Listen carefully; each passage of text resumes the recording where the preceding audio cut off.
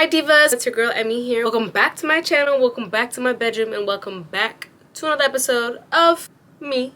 I feel like every time I try to make a video now, I'm in a rush. But I told myself I was gonna film today, so I'm gonna film today the same like any other day. This video is making yourself a priority, some tips, some tricks. Before I go any further, you know what to do. Hit that subscribe button, hit that like button, because it validates me. So let's just start with the obvious one, right? Make yourself a priority, you have to make time for yourself.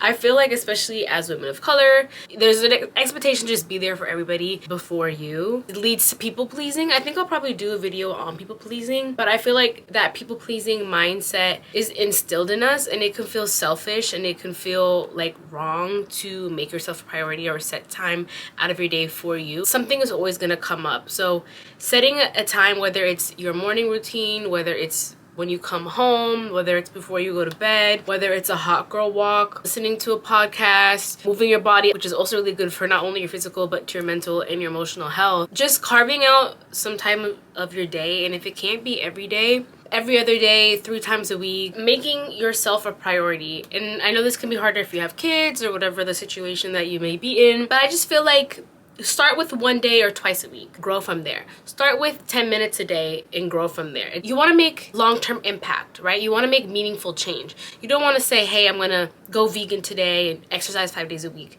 For some people, can go cold turkey, and other people, they need to habit stack, they need to build. So if you can start with like 5 minutes a day of meditation, 10-minute walk in the evening, doing a face mask once a week, wow, I can't talk, whatever that may be for you, finding something that calms your mind and meets your need. The time frame is attainable, something that can be a commitment for you long term in the future, meaning you start with 5 minutes and you know, grow however long it is. Some people, it might be just be actually cooking your meals for the week. It doesn't have to be something big and elaborate, but you will know what areas you need to fulfill, if that makes sense. Speaking kindly to yourself is the second one.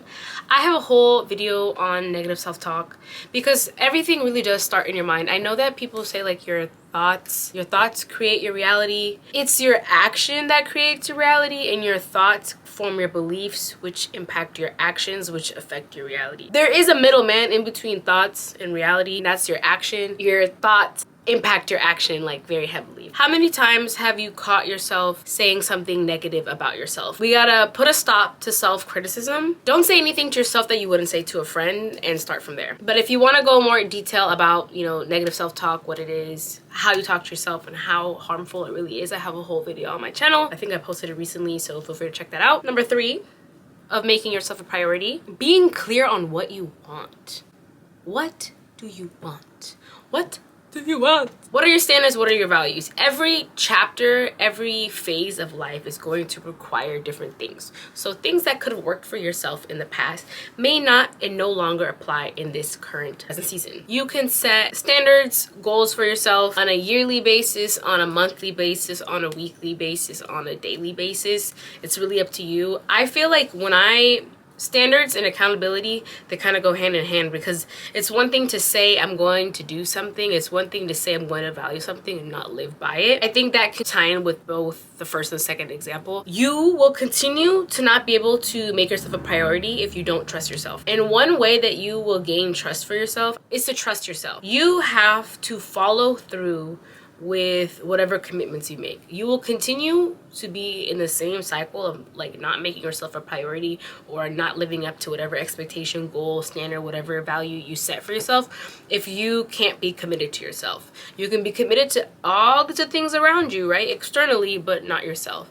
And that's why I feel like breaking down my goals monthly, daily, weekly, annually makes a big difference. I'm not the best at like being organized, but some things that have helped. All my big dates, anything academic because I'm in school, any appointments, anything that like I need to do is on my Google Calendar. I always get notifications on my phone as a reminder. I have a physical monthly planner, and that one is just like random things that need to, like phone bills, deadlines for other things, like things that are a bit more personal, but things that need to get done. And then sticky notes. I love my sticky notes. My sticky notes have all my like quick fix goals because it's so satisfying to like just scratch them off and then put the next one. So that's what I mean by like, yeah, there's in a way things kind of intersect, but I need repetition. I need something to really be in my face for me to really get it done. And then it's like, damn, you told yourself go to the gym 3 different times today in 3 different formats and you still didn't go. Like once you see it like that, like, wow, you're really letting yourself down, you know? It's all about starting, I guess. I don't know if this is on topic. I feel like I'm a little like ding ding ding ding ding ding today, but what's new? Yeah, start with what you need now. And that might even just be getting the goals that are external, then incorporate, you know, like we said earlier, making that time for yourself. Maybe making time for yourself and doing something that is a bit more self-care might require getting up earlier or going to bed earlier. What is a reasonable way that you can make this long term, right? I'm not saying if you get up at 8 a.m. now get up at 5, but maybe get up 30 minutes earlier, right? Now what can you do with that 30 minutes? You can actually, you know, meditate, journal, you can maybe go for a walk, actually stretch and not feel like you're just like rushing and getting the day started. I'm sure there's other examples I could give, but just finding ways where you can, you know, build that transition slowly. All it is start. If it's not now, then when? And lately, something that's been helping me is like, I'll just tell myself like, just get up, do it now, do it now, just do it now. Like literally that's like my internal dialogue now. It's like, just do it now, do it now. And whether that's going to bed early, maybe I'll take a melatonin to help me like actually like fall asleep, because sometimes when I'm stressed I can't sleep right away. Eat my own food, trying to work out instead of like pushing myself and overexerting myself. I've just been like walking more, and I've noticed that's been really helpful. Whether it's like I physically go on a walk in the evening, or I'll just like, instead of taking the train, I'll walk. So that's like some ways I've been like, I guess, habit stacking. I don't know if that's really habit stacking, but it's like I have to go to A and B to B anyway, I might as well walk. Or instead of scrolling like in my bed, oh my god, that's what keeps me up all night. Instead of scrolling all night, what I've been doing is like I can just literally like go on the treadmill and scroll. Half the time once I'm on the treadmill and I start scrolling, I like lose the interest of scrolling. Reflect on those goals. What do you value in this chapter? What are some goals that you could make that align with those values? How can you make those goals achievable and attainable? Build them up slowly so that you reach that final goal. How can you prioritize that goal, right? How can you handle periods and seasons of adjustment, right? Sometimes things may be easier, you know, now that it's cold, I don't really want to go outside and walk all the time or like exercise all the time. So what can you do now, right? More home workouts. Like, yeah, it's harder, like it's not as enjoyable, but I still need to keep that commitment that I made to myself of moving my body, right? So, you know, how can I adjust with whatever the season of life is? The season of life is cold outside. Yeah, and just like taking action, right? You know, and taking action in a sustainable way, and taking action in general, and just taking action and doing it now is what I was trying to say in the longest way. Next, you want to make yourself a priority. You got to know your worth. You got to have self-confidence. You have to not be afraid to be selfish, to be seen as selfish. You got to know who you are. You got to know how you operate. And a lot of that does come from therapy. A lot of that does come from journaling. Setting that time for self-reflection, you know, and really just like understanding what patterns are you stuck in, right? Being a student of life, okay? Always trying to learn something new, whether it's listening to a podcast, whether it's taking some sort of class, maybe it's just cooking a new type of food. Trying new things will teach yourself new things that you would have never thought that you were interested in, that you like, that could potentially be a hobby. It's really important to be explorative, and I think opening yourself up to anything that you have ever thought you would enjoy. Meaning, if as a kid maybe you wanted to do gymnastics and you never did it, and now you're an adult and there's adult gymnastics, like not the sexual one, but like, I mean, hey, if that's something you want to do too, if you want to get on that pole, baby, get on that pole. But what I'm trying to say is trying those things out, pushing yourself physically, you know, doing something like that. If you can't do a cartwheel and now you want to learn how to do a cartwheel, those not only build self-trust, it also like reconnects you to your inner child. And 3, you are learning a new thing that could potentially be a hobby or a habit that you keep for life. Or maybe you'll learn to like get rid of a habit or a hobby that no longer serves you because you're replacing it with something that's more healthier. Example, drinking. and now you use exercise. That's something that I'm trying to be at. Right now I don't drink as much. I used to be a heavy drinker. I'm not sober, but I do enjoy a mocktail. I like to make mocktails. Lately I've realized I enjoy making mocktails, which is something I would have never like thought of. But yeah, I just love making them all cute and like trying different flavors out, and it's also enjoyable. That self-love is really important. Like, you know, just finding that alignment within yourself is what I'm trying to say here. And just also self-compassion, whether that is, you know, practicing self-care, just moving slower, saying no, nurturing your body, consuming foods that are a bit healthier.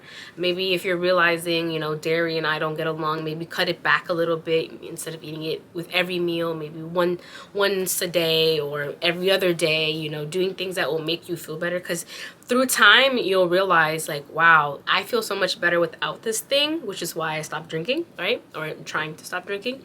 I feel so much better without this thing. Replace that with something that's healthier is like something that I've learned in myself and I want to share with you, or I'm trying to share with you. Celebrating achievements too. Making it through the day can be hard.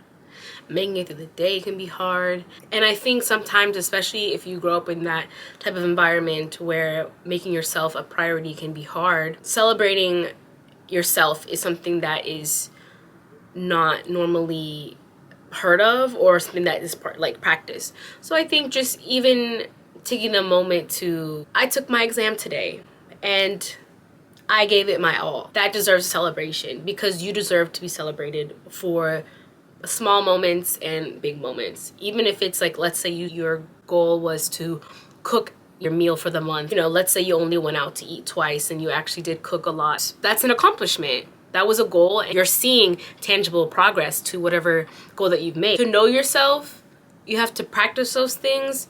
You have to push yourself. You have to forgive yourself. You have to learn from those mistakes, learn from your past mistakes, and figure out which mistakes is a continuous habit and how do I get out of this habit loop, right? And I think that's what brings me to the next one, spending time alone. I think spending time alone, it is the winter. If you're watching this right now, the winter is the best time to kind of just retreat and reevaluate, reassess, reorganize, replan, you know, figure out those values, you know, basically everything I'm saying in this video. And spending that time alone, it'll really teach not only the things you like to do when you're alone, like without any external influence, but how you like to navigate things without any external influence. Take yourself out on dates, do things for you, go to the movies, get your hair done just because it makes you feel good, not because you're going on a trip, if you can afford it, or if you can, you know, do something yourself to your hair. Doing activities that bring you joy, back to the previous thing of, you know, even pushing yourself to try new things that you have thought of would bring you joy. And spending time with yourself, it may also look like setting boundaries, whether that be in your personal life, your professional life. Know when it's necessary to protect your time and your energy. That can even be delegating some tasks, right? If you live in a house with other people and you're the only one that's cooking, or you're the only one that's cleaning, maybe it's time that you split the responsibility, have a different type of conversation with everyone in the house so you can,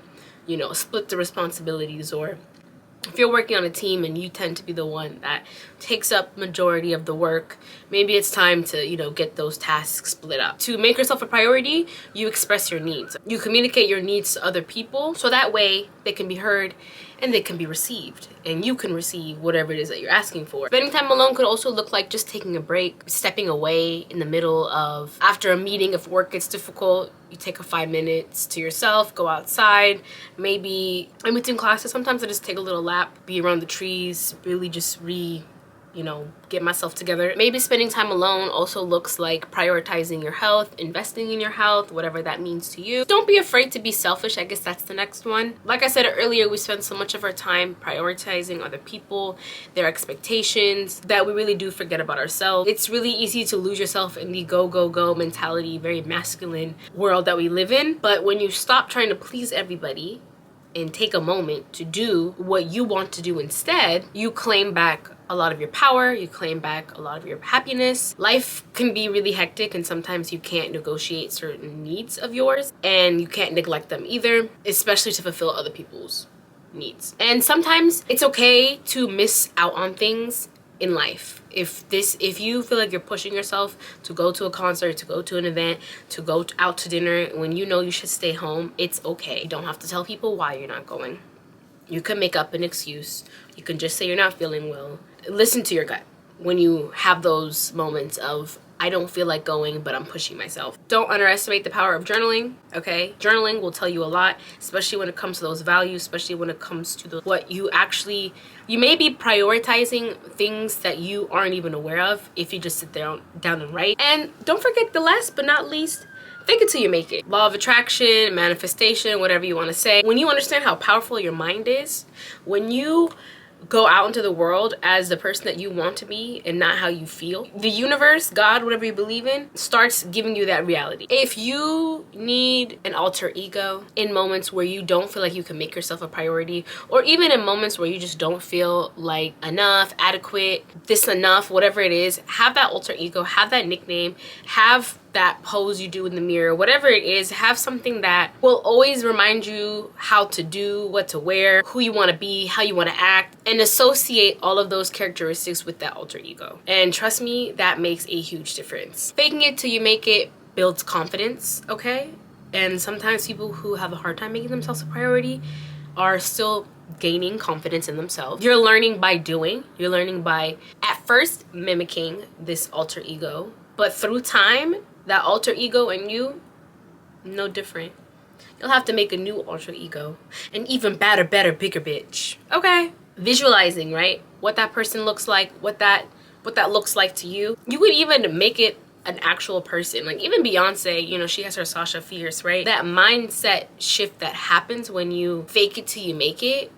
You're adapting the qualities or skills that you are trying to achieve for yourself, and through time it'll influence the behaviors and the decisions that you make that actually align with your goal. It may sound crazy like faking it till you make it, but faking it till you make it can really lead to authenticity. Doesn't sound, contradicts, but you get to live and move into a person through learning and adapting by removing this imposter syndrome that you used to have, these self-doubts that you used to have, insecurities that you used to have, because that alter ego doesn't have it.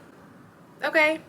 And the alter ego makes time for herself. I think that's all I have for this video. I hope it was helpful. Comment down below what resonated with you. I would love to hear what stood out to you the most, or if there's anything else that I didn't mention that you would like to add. But yes, thank you so much for watching this video. Thank you for sticking around to the end if you made it. I appreciate you. Have a great rest of your day and stay golden. Bye.